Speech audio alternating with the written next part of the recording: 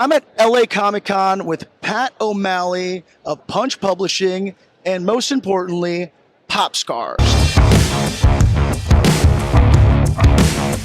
What inspired the book? Because it's very like exploitative, classic. The coloring and everything creates a super insane mood. Originally, this was a short film called Pop. Some of the characters, the Thumbtack Drug and Mary, kind of appeared there. And once I was finished with it, I couldn't let it go. So I kind of started sketching Pinky, but it was Spider-Man in high heels.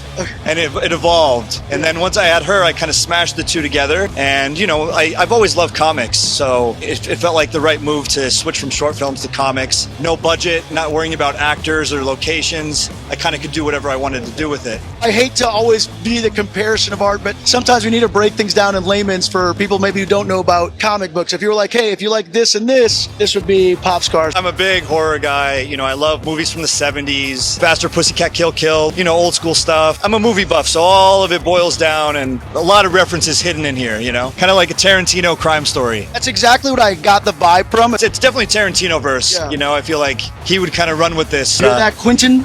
I know you have one movie left in you, so this Pop Scars. Tell me a little bit about the character Pinky. So this is about Pinky. She's out to get revenge on a movie producer, but the movie producer is her dad. Gets kind of twisted. The first panel is her putting on the mask, being like, I'm going to kill my dad. We tell you what's going to happen in the first page, you know, but it's like, how do we get there? Yeah. What beef do you have against dads? I mean, we don't have time for that.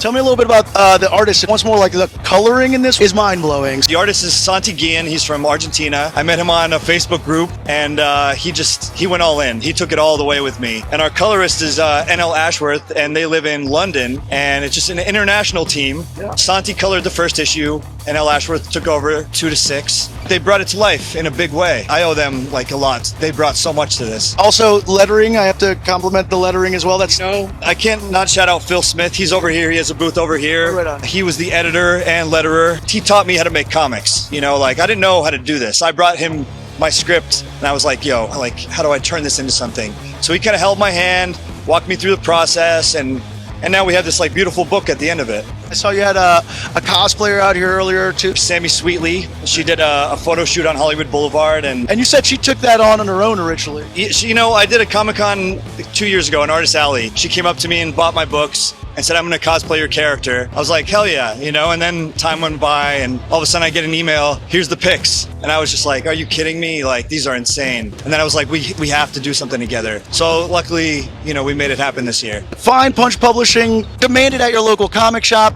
give it a read, let us know what you think in the comments below. Until next time.